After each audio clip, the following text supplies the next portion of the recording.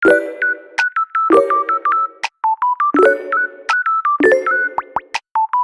mga Marikoy, welcome sa aming mini vlog.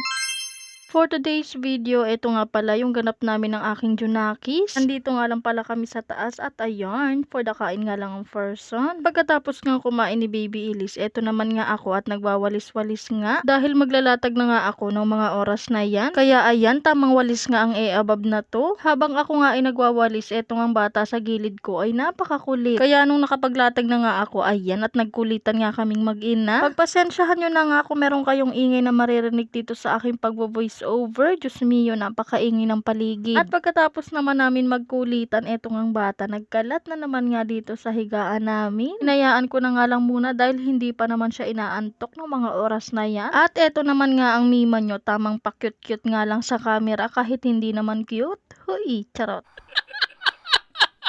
Habang naglalaro-laro nga siya dyan, ayan, at for the video-video nga rin ng person. O, diba? For the vlog-vlog nga rin siya. Nakapaglatag na nga ako, pero hindi ko pa siya nalilinisan. Paano ba naman kasi? Busy-busy pa nga siya sa paglalaro. Ready na nga pala yung damit na pampalit niya, kaso yung batang bibihisan ko ay busy-busy pa nga sa paglalaro. Kaya naman hinayaan ko na nga muna. At ayan, for the jump-jump naman nga siya. Grabe, hindi nga nauubusan ng energy tong anak ko. Ako na nga lang yung napapagod sa kanya sa kakanood.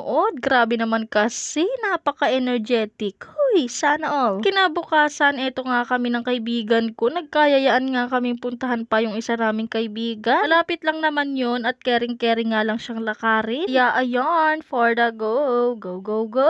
Huy. Wala nga akong balak na mag-video-video dahil nahihiya nga ako. Kaso ito nga kaibigan ko, pinilit ako. Kaya ayan, for the go sa pag-video ang person kahit napakadaming dumadaan. Dahil nga lang pala namin dito yung kaibigan namin. At ayan, sa wakas, nandito na nga siya. At ayan nga yung baby niyang napaka-cute, napaka-botchog. Buti na lang hindi kamukha ng nanay. Charing!